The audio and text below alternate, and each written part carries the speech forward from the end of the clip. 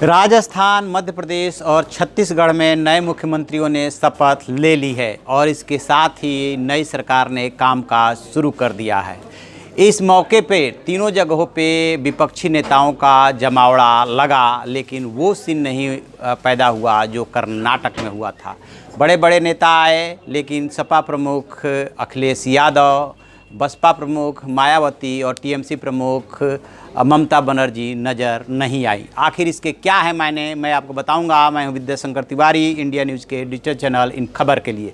दरअसल राजनीति संदेशों से चलती है और उम्मीद ये की जा रही थी कि कर्नाटक की तरह इस बार भी मंच पे विपक्ष के नेता एकजुटता प्रदर्शित करेंगे और बीजेपी को यह संदेश देने की कोशिश करेंगे कि 2019 का आम चुनाव वो मिल कर के लड़ेंगे और उनके लिए कठिन परिस्थितियाँ पैदा करेंगे।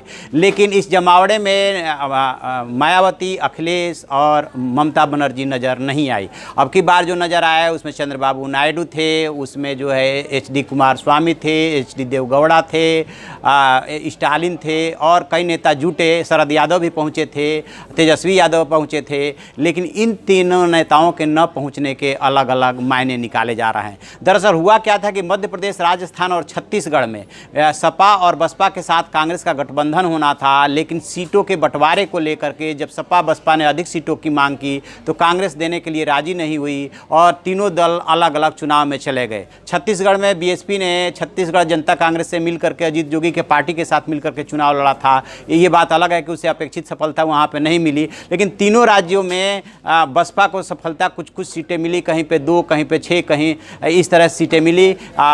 सपा को जो है मध्य प्रदेश में सिर्फ 1 सीट मिली। लिहाजा उनकी मजबूरी थी।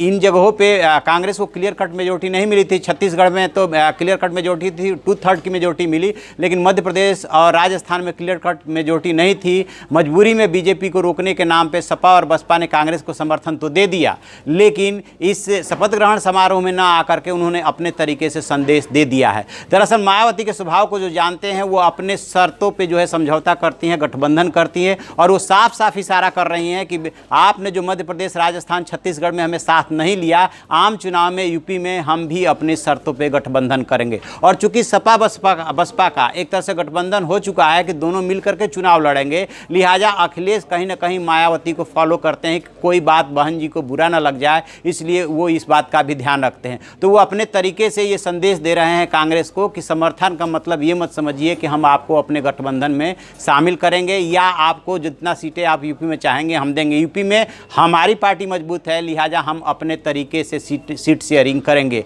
ये वो संदेश दे रहे हैं। रही बात ममता बनर्जी की, तो ममता बनर्जी की महत्वाकांक्षा, मायावती की महत्वाकांक्षा किसी से छिपी नहीं है। और इस बीच डीएमके प्रमुख स्टालिन ने जो संदेश दिया है कि राहुल गांधी को पीएम कैंडिडेट बता करके, वो भी विपक्ष के नेताओं को अच्छा नहीं लगा है, क्योंकि ममता बनर्जी भी, मायावती भी कहीं ना कहीं पीएम पद की दावेदार है, उम्मीदवार है विपक्ष की तरफ से। तो उन्हें लगता है कि शायद कांग्रेस के ही इशारे पे या कांग्रेस की पहल पे इस तरह की बातें की जा रही है। वो विपक्ष के कई नेताओं को अच्छा नहीं लगा है और ये बात कही भी गई है कि ये सब बातें चुनाव के बाद तय की जाएगी। तो राजनीति में इस तरह के जब भी अनुपस्थिति दिखती है तो उसके मायने निकाले जाते हैं। मायने एकदम साफ साफ है। अब देखने वाली बात यह है कि आगे चल करके ये राजनीति कौन सी शक्ल लेती है। तो आप ऐसी खबरों के लिए देखते रहिए हमारा डिजिटल चैनल इन खबर और उसे सब्सक्राइब कीजिए।